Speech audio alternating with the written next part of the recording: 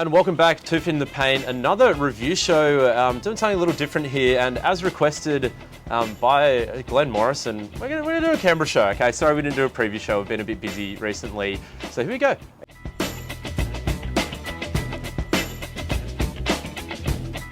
We're going to start off with the Canberra Nationals. The women's side struggled a bit against the Bears. Garen, what happened to the Nationals that game? Yeah, just they had good shots, just unable to fall, and North took advantage in transition, really pushing the pace and the tempo. A really well-balanced effort from North. You had 4 or 5 players in double-figure scoring. That's far harder to guard than one player that can really take over the scoring column. And just players that you would normally expect to have big nights, just wasn't their night, but it happens, and North took advantage of that. But a lot of potential here still. Players moved on, I believe, from last season, so new players trying to really Slater, adjust. Izzy Bourne's also missing, and you could see that in the paint. They were struggling a little bit. I mean, Ree Harris was just feasting down there on the pick and rolls. They're just standing in the dunker spot, ready to serve it up. But it's not to say they haven't got backups and reinforcement coming on, because the player who really stood out for us was Amelia Motz, the new import. Garen, offensively, really strong, actually quite versatile, could have those little mid-range pops, use that physicality to get to the basket. But I've got to say, defensively, really led the way, especially when Canberra started to use that half-court trap to put North out of their sets. Amelia Motz was flying everywhere, barking at him, shouting out. So you really like to see that from your import, not just looking to get their baskets and get out of there. They're actually buying into the system and bringing a good attitude and a good energy. So I think Amelia Motz will be crucial for the Nationals as the season goes along if they want to turn things around. Yeah, absolutely. And also a few other players that did show glimpses out there. I think Maddie Penn as well. We were talking about it during the broadcast, a former Bears player, originally from Sydney, but now playing down in Canberra. Maddie Penn had some good glimpses there. The shot just wasn't quite falling, but she's got a lot in her bag. Those pull-up jump shots, shooting off the dribble, even getting to the basket every now and then. Once that flick of the wrist is going, she looks like a very proficient scorer. And Garen, of course, there is one player that we should talk about, Lizzy Tonks. Maybe didn't have the best game, but overall, what does she bring to this Nationals team? Experience, well, firstly. Definitely WNBL experience, and just experience playing in Waratah and NBL 1. So someone that can provide some steady scoring for the team, can shot create, can set up others, and yeah, one of the leading scorers on the team for a reason. So Liz Thompson lighted up from all angles. It's just wasn't her night that night, but she bounced back and she had a pretty good performance in the next game. So yeah, against the Centre of Excellence. Yeah.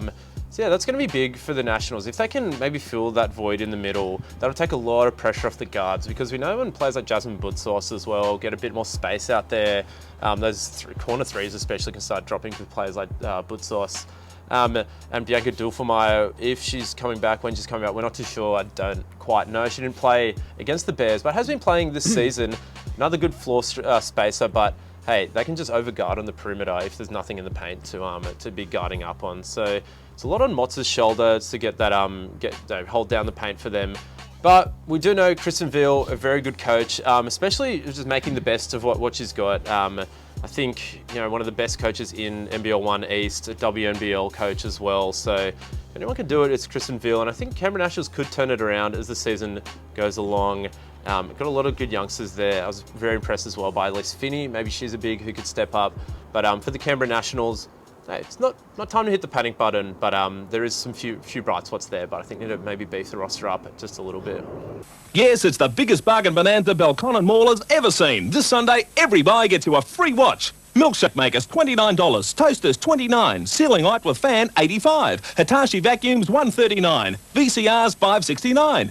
And moving on to the Canberra Gunners. Whoa, Garen, this side is legitimate. They really took care of the Bears there, and it all started with Glenn Morison. Sets out of their rhythm. Glenn Morison from Western Park. Glenn Morison sizing up from the long line. So here we are with Glenn Morison, star centre for the Canberra Gunners. Glenn, another great start to the season for the Canberra Gunners. What's been the secret to the success? 12-1 to start the season. Yeah, I mean, I think we're just locking down on defence, James Toohey's taking the best player in every team, leading from the front, and the rest of us are just following. And hey, it's tough to lose when you play good D. Yeah, it's great. How's it having Will Mayfield back? Oh, it's great.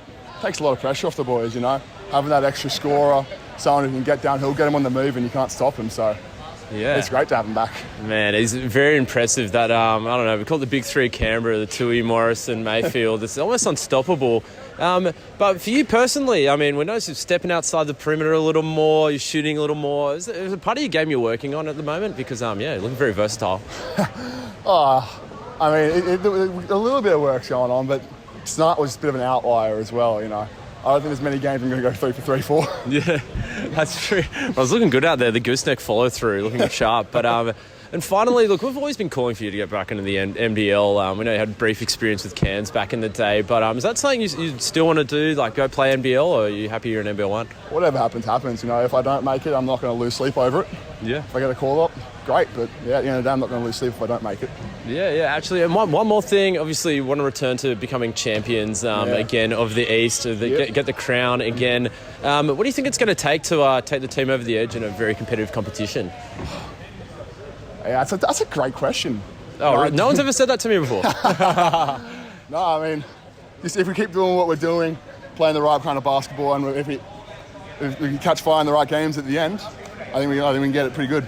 Yeah. No, sounds good. Yeah, coming home with a wet sail, but starting the season off really well. Glenn Morison, always a pleasure. Thank you for joining us. Thanks, mate. Appreciate it. On Turfing in the Paint, man. Always. Appreciate it, my guy.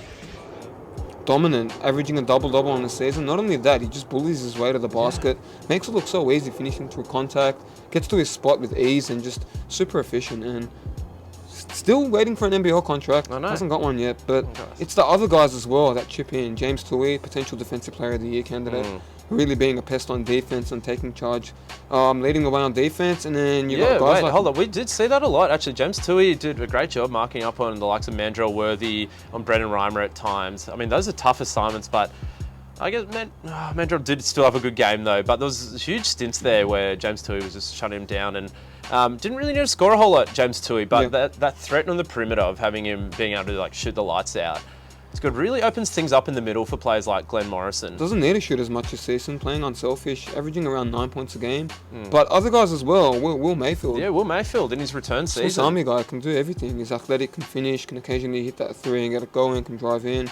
Gives it from all angles, so Will Mayfield as well, one to watch out for. Yeah, he was pretty unlucky a lot in that game, Garen. Just watching the replay, there was a lot that were just swirling out in the infamous Bear Cave rings. It was a little hard for Will Mayfield, but the threes were looking good. He's always a threat in the fast break. Can throw him down with the best of them, Will Mayfield. So it's a great balance they have. And you've got Toohey being able to space the floor for shooting, Mayfield slashing, Glenn Morison in the middle.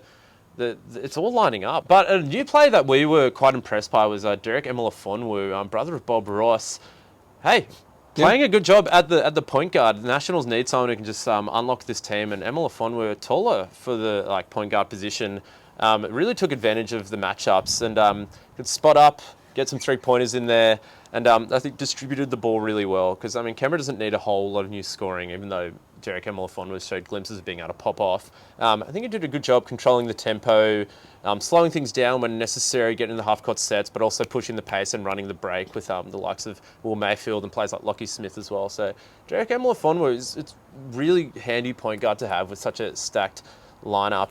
That's another player that also really stood out for us, Lockie Smith. Yes. Maybe didn't have a whole lot of points in this game, but they need a good offsider for Glenn Morison. Glenn Morison takes up a lot of space in the paint for a good reason as well. I mean, he's an absolute force in there. But I think Lockie Smith is great at just playing off Glenn Morison, can play off the perimeter, can hit the three when he needs to, slash in when Morrison's taking a lot of that attention away. So, yeah, Lockie Smith's a young gun to definitely keep an eye on. Shout out to Coach Pete Harak as well. Yep.